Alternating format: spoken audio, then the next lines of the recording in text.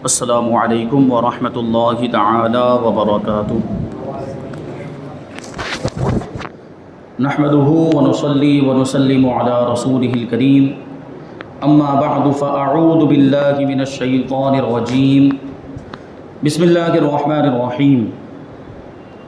ان اللہ وملائکتہ یصلون علی النبی یا ایہا الذین آمنوا صلوا علیہ وسلموا تسلیما۔ اللہم صل علی سیدنا و مولانا محمد معدن الجود والکرم وآلہ الکرام وابنہ الکریم وبارک وسلم صلاۃ و سلاما علیک یا رسول اللہ صلی اللہ تعالی علیہ وسلم۔ بسم اللہ الرحمن الرحیم کی تفسیر جاری ہے۔ اس کے تعلق سے بہت سی حکمتیں اور نکتے بیان کیے گئے، اور لفظ اللہ کے بارے میں بھی کہ یہ اسم جلالت اللہ تبارک و تعالیٰ کا اسم ذاتی ہے۔ اب یہاں سے لفظ اللہ کی خصوصیات بتاتے ہیں۔ تفسیر کبیر شریف میں بسم اللہ کی تفسیر میں فرمایا گیا کہ لفظ اللہ میں چند خصوصیتیں ہیں۔ پہلی خصوصیت یہ ہے کہ لفظ اللہ رب کی ذات پر دلالت کرنے میں حرفوں کا محتاج نہیں۔ سب سے پہلے تو آپ لفظ اللہ کے حروف پر غور کریں کہ پہلے نمبر پر ہے حمزہ، پھر دو لام ہیں۔ اللہ میں دو لام آتے ہیں اور آخر میں ہاں آتا ہے، اس سے یہ حروف سے مل کر بنتا ہے اللہ۔ تو یہ جو اللہ کلمہ جلالت ہے اور جو اسم ذاتی ہے، یہ اللہ تبارک و تعالیٰ کی ذات کو بتاتا ہے۔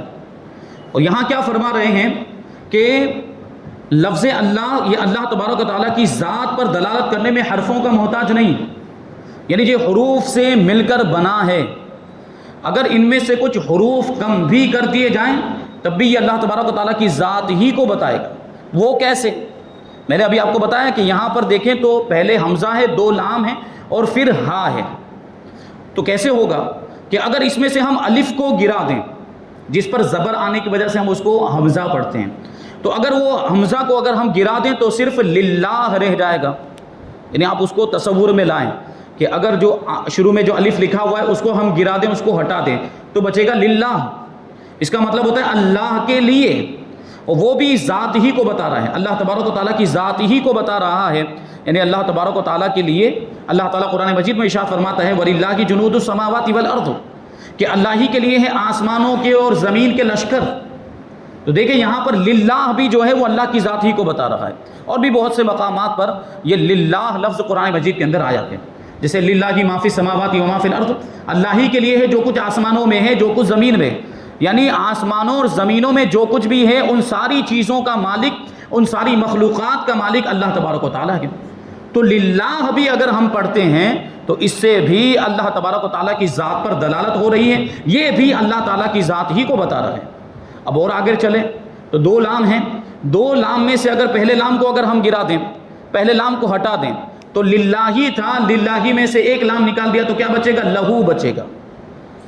لہو بھی اللہ تبارک و تعالیٰ کی ذات ہی کو بتاتا ہے، جیسے اللہ تبارک و تعالیٰ قرآن مجید کے اندر ارشاد فرماتا ہے لہ الملک و لہ الحمد، اسی کے لیے بادشاہت ہے اور اسی کے لیے تمام تعریفیں ہیں۔ کس کے لیے؟ اللہ تعالیٰ کے لیے۔ تو دیکھیں ہم نے حمزہ گرا دیا، ہم نے پہلے لام کو گرا دیا اور صرف ایک لام اور ہا بچا، یعنی لہو بچا، اور یہ بھی اللہ تبارک و تعالیٰ کی ذات ہی کو بتا رہا ہے۔ کتنی گہرائی! اور اگر ہم دوسرے لام کو بھی گرا دیں تو صرف بچے گا ہو، یہ ہو باقی بچتا ہے، اور وہ بھی اللہ تبارک و تعالیٰ کی ذات ہی کو بتاتا ہے۔ جیسے ہم کلمہ پڑھتے ہیں اور قرآن مجید کے اندر بھی آیا لا الہ الا ہو، یعنی کلمے میں تو الا اللہ پڑھتے ہیں، لیکن اگر الا اللہ کی جگہ پہ الا ہو پڑھیں تو یہاں پر ہو سے اللہ تعالیٰ کی ذات ہی مراد ہوگی۔ تو کیا مطلب ہوا کہ اگر ہم لفظ اللہ کے حروف کو کم بھی کر دیں، حمزہ کو گرا دیں، ایک لام کو گرائیں، دوسرے لام کو گرا دیں، تو آخر میں ایک حرف بھی اگر بچے گا وہ بھی اللہ تبارک و تعالیٰ کی ذات ہی کو بتائے گا۔ تو اس سے پتہ چلا کہ اللہ تبارک و تعالیٰ کا جو نام ہے یہ اللہ تبارک و تعالیٰ کی ذات پر دلالت کرنے کے لیے حروف کا محتاج ہی نہیں ہے۔ جس طرح سے کہ اس کا نام اللہ تبارک و تعالیٰ کا نام حروف کا محتاج نہیں، ایسے ہی اس کی ذات کسی کی محتاج نہیں۔ اللہ تبارک و تعالیٰ کو کسی کی حاجت نہیں، اللہ تبارک و تعالیٰ کی سب کو حاجت ہے، سب اس کے محتاج ہیں۔ ساری مخلوقات کو اللہ تبارک و تعالیٰ کی حاجت ہے، لیکن اللہ تبارک و تعالیٰ کو کسی کی حاجت نہیں، وہ کسی کا محتاج نہیں۔ اور یہاں پر دیکھیں جب اس کے نام میں حروف کی ضرورت نہیں پڑ رہی ہے، حروف کو اگر کم بھی پڑھ دیں، کم بھی کر دیں، تب بھی اللہ تبارک و تعالیٰ کی ذات کو بتا رہے ہیں وہ حروف، باقی کے حروف.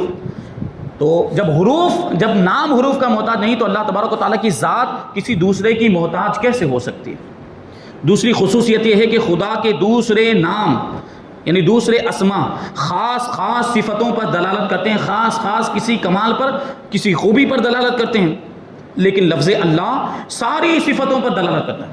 یعنی جیسے ہم رحمان بولیں تو اس سے ہمیں اللہ کا رحمان ہونا سمجھ میں آتا ہے کہ اللہ تبارک و تعالیٰ بہت زیادہ رحم فرمانے والا ہے. اور اگر ہم رحیم بولیں تو اس سے اللہ تعالیٰ کا مہربان ہونا سمجھ میں آتا ہے کہ اللہ تبارک و تعالیٰ مہربان ہے. تو یہ جو نام اگر ہم بولتے چلے جا رہے ہیں صفاتی نام، تو اس سے ایک صفت ہمیں پتہ چل رہی ہے، اللہ تعالیٰ کی یہ صفت، اللہ تعالیٰ کی یہ صفت، رحمان ہونے کی صفت، رحیم ہونے کی صفت، رؤوف ہونے کی صفت، اسی طرح جبار ہونے کی صفت، اسی طرح جو ہے کہ قہار ہونے کی صفت، غفار ہونے کی صفت. یہ جتنے بھی نام ہیں یہ کسی ایک صفت پر دلالت کرتے ہیں. لیکن جب ہم لفظ اللہ بولتے ہیں تو لفظ اللہ یہ اللہ تبارک و تعالیٰ کی تمام صفتوں کو بتاتا ہے. پھر لفظ اللہ بولتے تو یہ رحمان پر بھی دلالت کرتا ہے، یہ رحیم پر بھی دلالت کرتا ہے، یہ رؤوف پر بھی دلالت کرتا ہے، یہ جبار پر بھی، یہ غفار پر بھی، یہ ستار پر بھی، ساری صفتوں پر دلالت کرتا ہے. یہ اللہ تبارک و تعالیٰ کا اسم ذات ہے. فرماتے ہیں کہ جس نے اللہ کہہ کر پکار لیا اس نے گویا ساری صفتوں سے اللہ تعالیٰ کو پکارا، کیونکہ اللہ وہی ہے جس میں یہ ساری صفتیں موجود ہیں. تیسری خصوصیت یہ ہے کہ کلمہ طیبہ میں لفظ اللہ ہی داخل ہے. یعنی ہم کلمہ پڑھتے ہیں تو کیا پڑھتے ہیں؟ لا الہ الا اللہ. اس میں کیا آیا؟ الا اللہ، اللہ کے سوا کوئی معبود نہیں. وہاں پر اللہ ہی بولنا پڑے گا، الا اللہ ہی بولنا پڑے گا. اس کے علاوہ اللہ تبارک و تعالیٰ کا کوئی صفتی نام آپ وہاں پر نہیں لے سکتے. الا اللہ بولیں گے تبھی کلمہ پڑھنا معتبر ہوگا. اور اگر کوئی کافر مسلمان ہونا چاہتا ہے تو اس کو یہی کلمہ پڑھنا پڑے گا اللہ کے نام کے ساتھ، یعنی لا الہ الا اللہ محمد الرسول اللہ کہنا پڑے گا. یعنی اللہ کی جگہ پر اگر کوئی صفتی نام لیتا ہے تو اس کا ایمان لانا معتبر نہیں ہے. اسی کو بیان کرتے ہیں کہ کلمہ طیبہ میں لفظ اللہ ہی داخل ہے، جس کو پڑھ کر کافر مومن بنتا ہے. کافر اگر مومن بننا چاہتا ہے، مسلمان بننا چاہتا ہے، تو یہ کلمہ جلالت کے ساتھ لفظ اللہ کے ساتھ ہی اس کو کلمہ پڑھنا پڑے گا. اگر کوئی شخص لا الہ الا الرحمن کہہ دے یا اس کے دیگر سارے ناموں سے کلمہ پڑھے، جیسے لا الہ الا الرحمن، لا الہ الا الرحیم، لا الہ الا الرؤوف، یہ اس طرح کے ناموں کے ساتھ اگر کوئی کلمہ پڑھ لے تو مومن نہیں ہوگا.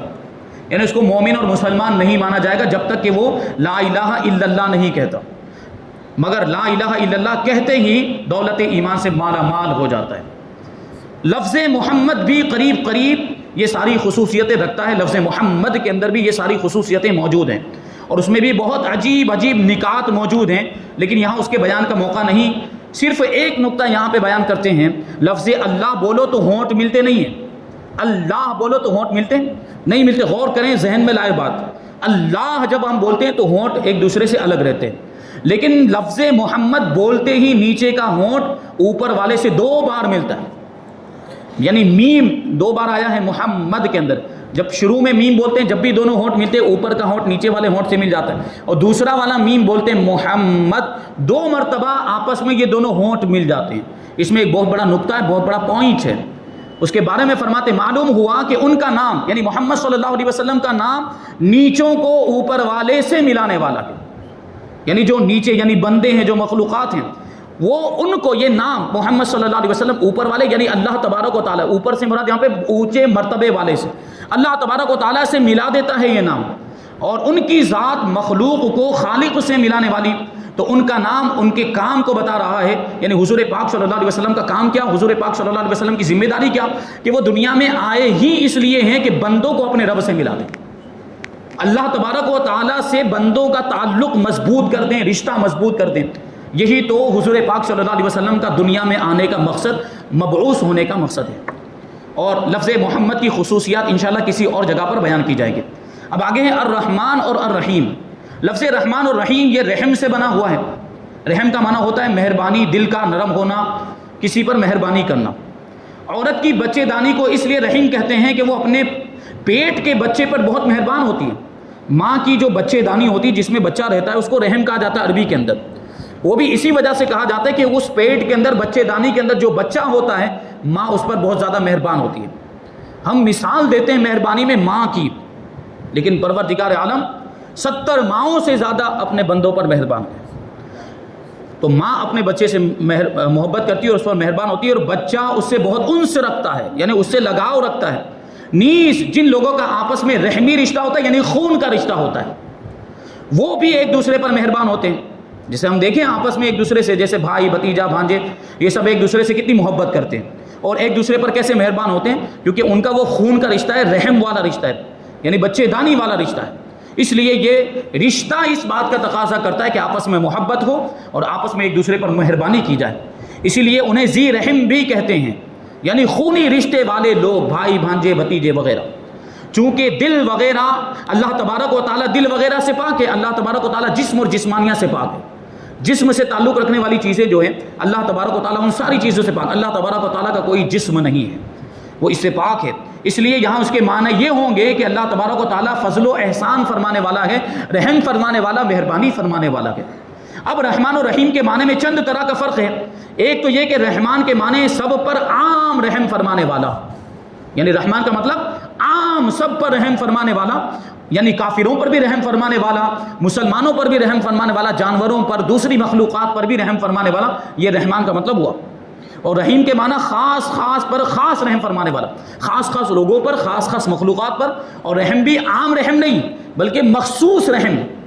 تو یہ رحیم کا مطلب ہوا۔ دیکھو مثال کے ذریعے سمجھاتے ہیں کہ ہوا، پانی، سورج کی روشنی وغیرہ یہ بلا فرق سب کو عطا فرمائی، کہ ہوا سے ہر کوئی فائدہ اٹھاتا ہے، یعنی انسانوں میں مسلمان بھی فائدہ اٹھاتے ہیں ہوا، پانی اور روشنی وغیرہ سے، سورج کی، چاند کی روشنی سے، اور کافر بھی اس سے فائدہ اٹھاتے ہیں، یہاں تک کہ دوسری مخلوقات بھی اس سے فائدہ اٹھاتے ہیں۔ تو یہ جو اللہ تبارک و تعالیٰ کی نعمتیں یہ سب کے لیے عام ہیں، سب کو عطا ہوئی۔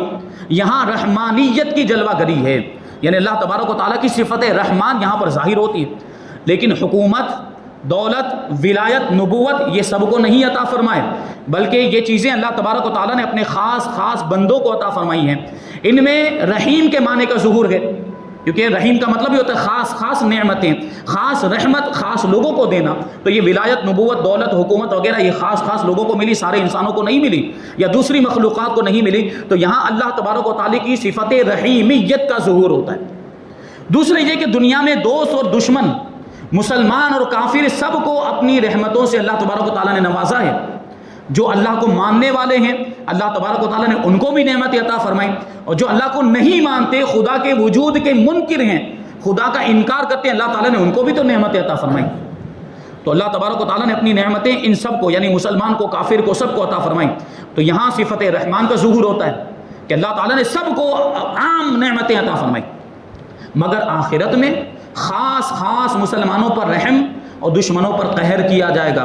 وہاں پہ اللہ تبارک و تعالیٰ کی صفت قہاری کا ظہور ہوگا، تو وہاں صفت رحیمیت کا بھی ظہور ہوگا کہ اللہ تعالیٰ کی نعمتیں آخرت میں سب کو نہیں ملے گی، بلکہ جو اللہ تعالیٰ کو ماننے والے ہوں گے، جو مومن ہوں گے، جو مسلمان ہوں گے اور جو صحیح عقیدہ رکھنے والے ہوں گے، ان کو اللہ تبارک و تعالیٰ کی طرف سے نعمتیں ملیں گی، لیکن جو کافر ہوں گے وہ اللہ تبارک و تعالیٰ کے قہر میں مبتلا کیے جائیں گے۔ تو وہاں یعنی آخرت میں یہ صفت رحیم کا ظہور ہوگا۔ تیسرے، اس طرح کے بڑی بڑی نعمتیں یعنی سلطنت، حکومت، زمین، جنت اسی سے مانگی جاتی ہے اور وہی دیتا بھی ہے۔ یہ بڑی بڑی نعمتیں اللہ ہی سے مانگتے ہیں، اور چھوٹی چھوٹی نعمتیں بھی اس سے طلب کی جاتی ہیں۔ یہاں تک کہ اگر کسی کے جوتے کا تسمہ بھی ٹوٹ جائے، جوتے کا تسمہ مطلب پرانے زمانے میں جو جوتے ہوتے تھے اس میں ایک رسی ہوتی تھی، اس رسی سے وہ جوتے کو باندھا جاتا تھا۔ جیسے ابھی جوتا پہنتے، وہ شوز پہنتے تو اس میں نہیں، وہ فیتا باندھتے ہیں، لیس جس کو کہا جاتا ہے۔ تو اس طرح پرانے زمانے میں وہ تسمہ ایک رسی ہوتی تھی، اس کو پاؤں پر ٹھہرانے کے لیے جوتے کو یا چپل کو اس تسمے سے باندھ دیا جاتا، اس کو تسمہ کہا جاتا۔ تو اگر کسی کے جوتے کا تسمہ بھی ٹوٹ جائے تو وہ بھی بارگاہ الہی میں عرض کرتا ہے کہ خدا، اے پروردگار، میرا تسمہ ٹوٹ گیا ہے تو یہ تسمہ مجھے عطا فرما دے۔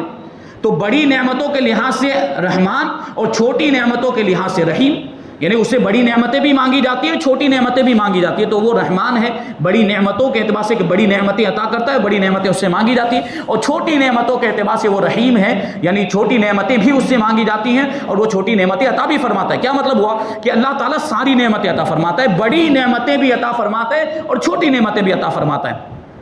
جبکہ دنیا کے کسی بادشاہ کو اگر دیکھیں تو دنیا کے بادشاہوں کا اور دنیا کے حاکموں کا معاملہ یہ ہوتا ہے کہ اگر ان کی شان کے خلاف کوئی چیز مانگ لی جائے، جیسے مان لو کہ بہت بڑا بادشاہ ہے اور چھوٹی سی معمولی سی اگر کوئی چیز مانگ لیں تو وہ اس کو اپنے لیے خلاف شان سمجھتا ہے. میں اتنا بڑا بادشاہ اور اتنی معمولی چیز مجھ سے مانگتا ہے.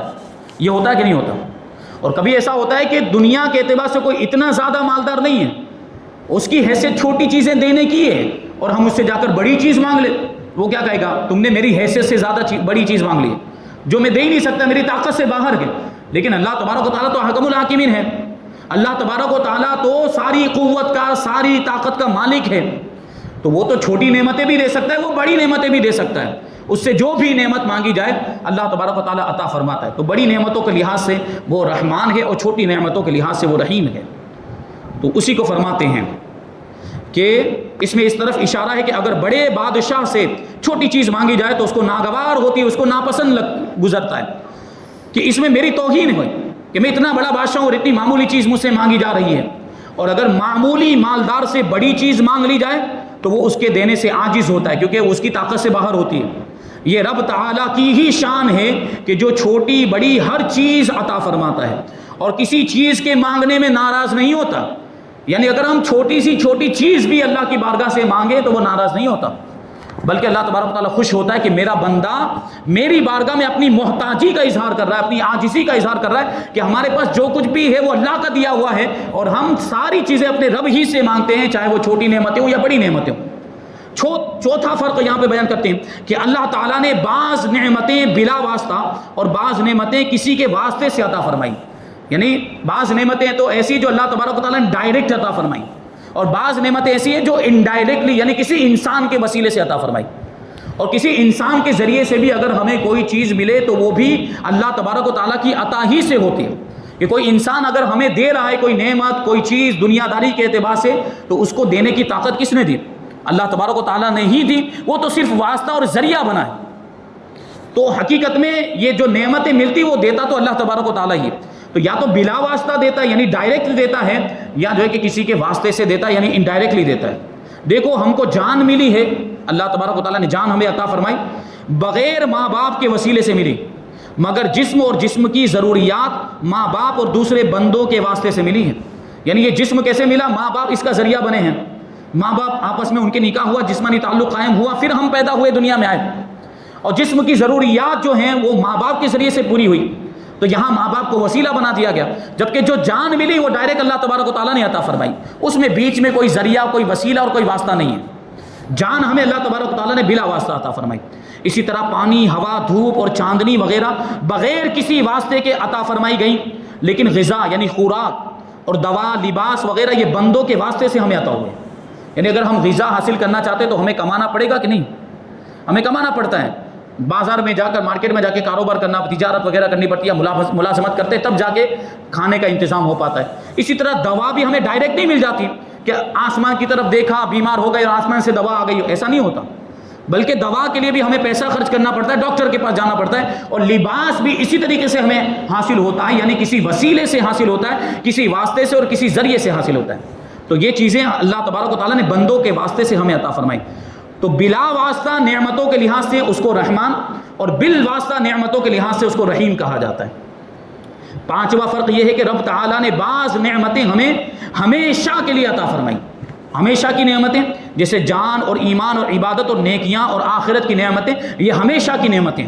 اور بعض نعمتیں عارضی یعنی ٹیمپرری ہیں, عارضی, ہمیشہ کے لیے نہیں ہیں, جو چند روز کے لیے عطا فرمائی گئی بعد میں ہمارے پاس نہیں رہیں گی. جیسے دنیا کی زندگی کی ضروریات وغیرہ, کہ دنیا کی زندگی کا, دنیا کا ساز و سامان کبھی ہوتا ہے کبھی نہیں ہوتا. جیسے مال و دولت ہی کی بات لے لیں, کبھی آدمی غریب ہوتا ہے پھر مالدار ہو جاتا ہے, پھر غریب ہو جاتا ہے. یہ دنیا کی نعمتیں آتی جاتی رہتی, دنیا کا مال دولت آتی جاتی رہتی. تو یہ جو نعمتیں یہ ہمیشہ کی نہیں, یہ ٹیمپرری, یہ عارضی ہے. تو پہلی نعمتوں کے لحاظ سے یعنی ہمیشہ کی نعمتوں کے لحاظ سے اس کا نام رحمان, اور دوسری نعمتوں کے لحاظ سے یعنی عارضی نعمتوں کے لحاظ سے اس کا نام رحیم ہے.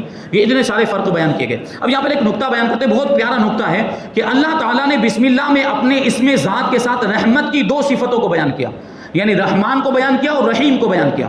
ان دو صفتوں کو اس لیے اللہ تعالیٰ نے اپنے نام کے ساتھ جوڑا ہے کہ اللہ تبارک و تعالیٰ کا جو اسم ذاتی یعنی کلمہ جلالت اللہ, اس میں ہیبت ہے. جب بندہ اللہ تبارک و تعالیٰ کا یہ نام سنتا ہے تو اس کے ذہن میں اللہ تبارک و تعالیٰ کی ذات اور اس کی صفات کا تصور آتا ہے کہ اللہ تبارک و تعالیٰ تو جبار بھی ہے، اللہ تبارک و تعالیٰ تو قہار بھی ہے، یعنی قہر فرمانے والا، عذاب میں مبتلا بھی فرما دیتا ہے، اور اللہ تبارک و تعالیٰ احکم الحاکمین ہے، سارے بادشاہوں کا بادشاہ، سب سے بڑا بادشاہ ہے۔ تو جب لفظ اللہ ہم سنتے تو ہمارے دل میں ایک خوف کی کیفیت پیدا ہوتی ہے۔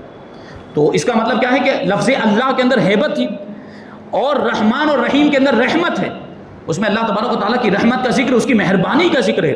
اللہ کا نام سن کر نیک بندوں کو بھی کچھ عرض معروض کرنے کی ضرورت نہیں ہوتی تھی، لیکن رحمان اور رحیم سن کر ہر مجرم اور خطا کار کو بھی عرض کرنے کی ہمت آ گئی۔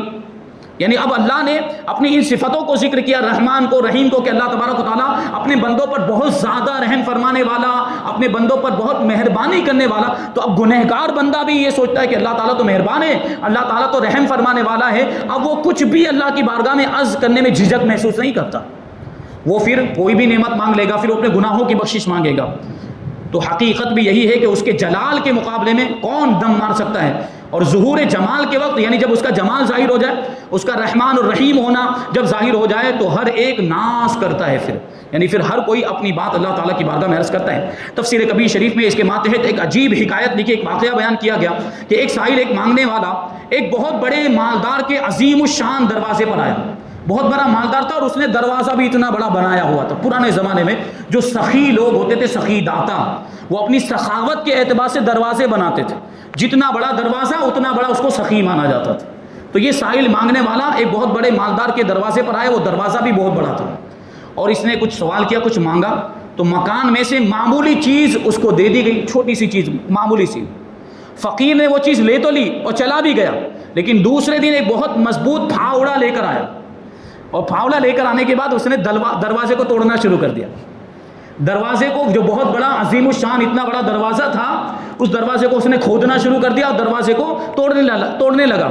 اندر سے مالک نکلا اور پوچھنے لگا، یہ کیا کر رہے ہو، میرا دروازہ کیوں توڑ رہے ہو؟